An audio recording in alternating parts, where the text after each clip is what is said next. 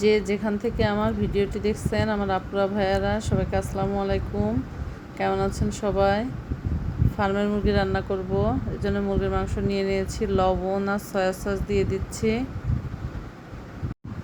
দিয়ে ভালো করে মাখিয়ে নেব যেন সয়া সসটা আর লবণটা মাংসের মধ্যে ভালোভাবে আগে ঢুকে যায়। এবার আদা বাটা, রসুন বাটা আর পেঁয়াজ বাটা দিয়ে দিলাম। এটা দিয়েও ভালো করে মাখিয়ে নেব। যত ভালো করে মাখানো যায় মুরগির মাংসের মধ্যে মশলাটা তত ভালোভাবে ঢুকে যায়। এর মধ্যে একটু সরিষা গুঁড়া দিয়ে দিলাম, জিরা ধনিয়ার গুঁড়া দিয়ে দিচ্ছি 2 চামচ,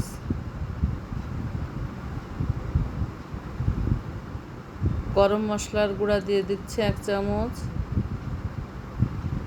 কাবাব মশলা দিয়ে দেবো 1 চামচ,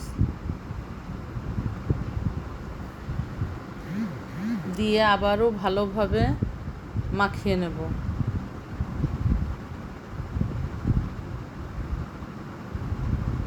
ভালো করে মাখাতে হবে।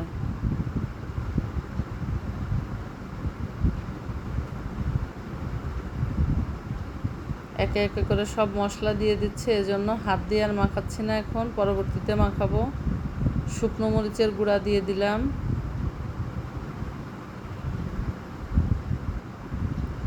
শুকনো মরিচের গুঁড়া দিয়েও ভালো করে মাখিয়ে নেব।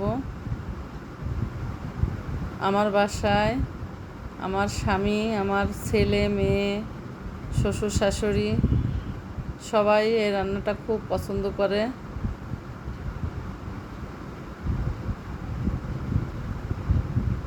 তাদের সবার খুব ভালো লাগে। বিশেষ করে আমার ছোট মেয়েটা প্রায়ই বলে, আম্মু তুমি এভাবে রান্না করে দাও, এভাবে রান্না করে দাও। ছোট মানুষ বলে, এজন্য প্রায় আমি এভাবে রান্না করি।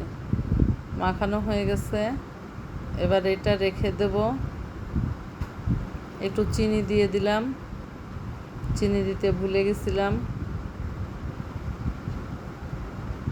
মাখিয়ে এভাবে রেখে দেব একদিন ফ্রিজের নরমালে। টক দইও দিয়ে দিলাম।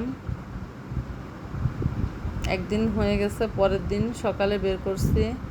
বের করে এর মধ্যে আধা কাপ ময়দা দিয়ে দেবো। ময়দাটা দিয়েও ভালোভাবে মাখিয়ে নেব। ময়দা ভালোভাবে মাখানো হয়ে গেলে এর মধ্যে একটা ডিম দিয়ে দেবো। ডিমটা দিয়েও ভালোভাবে মাখিয়ে নেব। আমার ভিডিওটি যদি আপনাদের ভালো লেগে থাকে তাহলে প্লিজ সাবস্ক্রাইব করে দেবেন, লাইক কমেন্ট শেয়ার করবেন। আর যারা অলরেডি আমার চ্যানেলটি সাবস্ক্রাইব করে দিয়েছেন তাদের সবাইকে অসংখ্য ধন্যবাদ। আর যারা নতুন দেখছেন আমার ভিডিও, তারা প্লিজ আমার চ্যানেলটি সাবস্ক্রাইব করে দেবেন, একটা লাইক আর কমেন্ট করে দেবেন। আমার রান্না আপনাদের কেমন লাগে অবশ্যই কমেন্ট করে কমেন্ট বক্সে জানাবেন। ডিমটা দিয়েও ভালোভাবে মাখিয়ে 1-1.5 ঘন্টা রেখে দেব। ফ্রিজে রাখতে হবে না, এখন বাইরে রেখে দিলে হবে।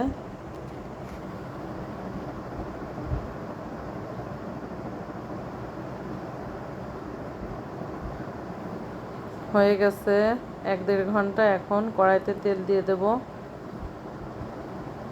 দিয়ে একে একে মুরগির পিসগুলা একটু লাল লাল করে ভেজে নেব।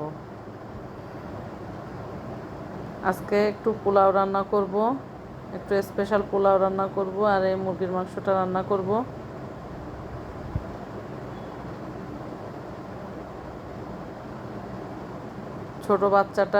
ছোট মেয়ে আমার, ওর খুব জ্বর হয়েছে, আজ 5-6 দিন ও খুব অসুস্থ ছিল। আলহামদুলিল্লাহ এখন একটু জ্বর কমছে।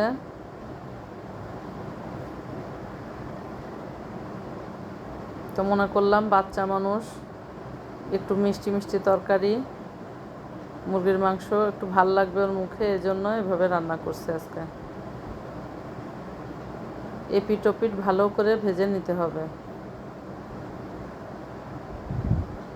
এখন উঠিয়ে ফেলবো, এগুলো ভাজা হয়ে গেছে। এভাবে একে একে সব মুরগির মাংসগুলো ভেজে নেব।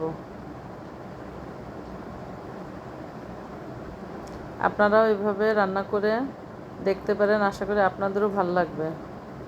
পোলাও রান্না করবে জন্য পানি ফুটিয়ে নিয়েছি, সয়াবিন তেল দিয়ে দিলাম ননস্টিকের পাতিলে, পেঁয়াজ গরম মশলা দিয়ে একটু লাল লাল করে ভেজে নেব। এর মধ্যে পোলার চালগুলা ঢেলে দেব।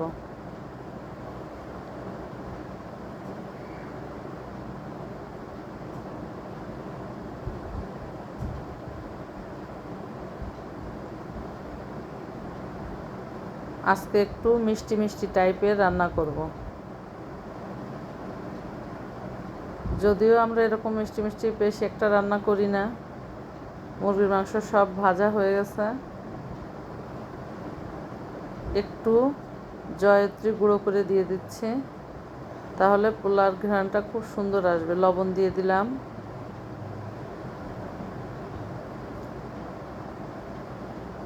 একটা কাপের মধ্যে 4 চামচ গুঁড়া দুধ নিয়ে নিয়েছি, পোলাওর ভেতর দিয়ে দেব। গুলিয়ে নিয়েছি পানি দিয়ে।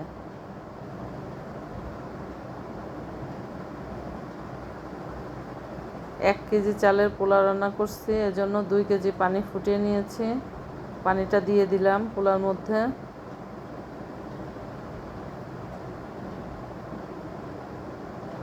গুলানো দুধটা দিয়ে দিলাম। একটু আদা বাটা রসুন বাটা দিয়ে দিলাম।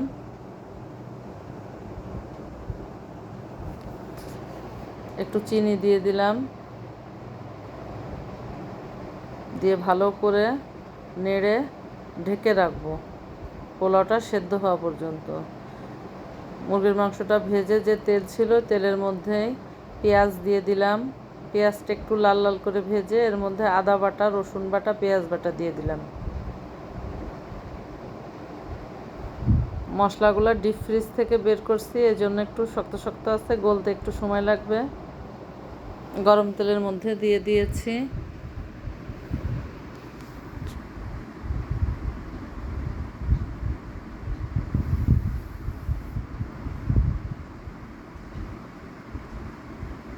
এবারের মধ্যে জিরা গুঁড়া ধনিয়া গুঁড়া দিয়ে দেব, একটু গুঁড়ো দুধ দিয়ে দিলাম,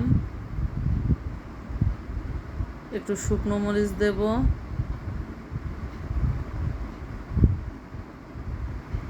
আর একটা বাটিতে টক দই আর টমেটো সস গুলিয়ে রাখছি, মুরগির মাংসটার মধ্যে দিয়ে দেব। সেজন্য মশলাটা ভালোভাবে কষিয়ে নেব। ভালোভাবে কষিয়ে মুরগির মাংসগুলো এর মধ্যে দিয়ে দেব। গরম মশলা দিয়ে দিলাম।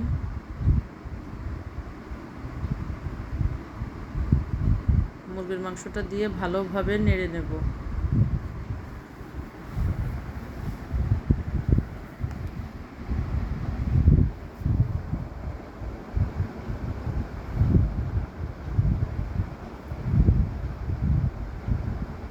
এই যে টক দই আর টমেটো সস গুলিয়ে রাখছি, এটা দিয়ে দেবো মাংসের মধ্যে।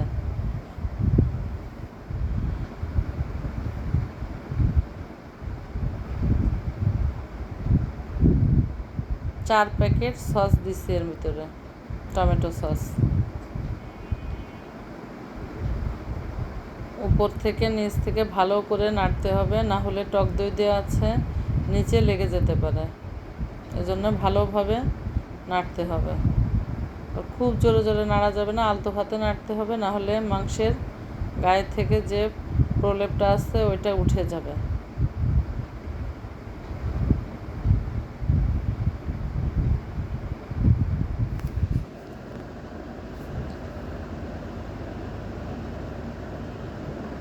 প্রায় হয়ে আসছে,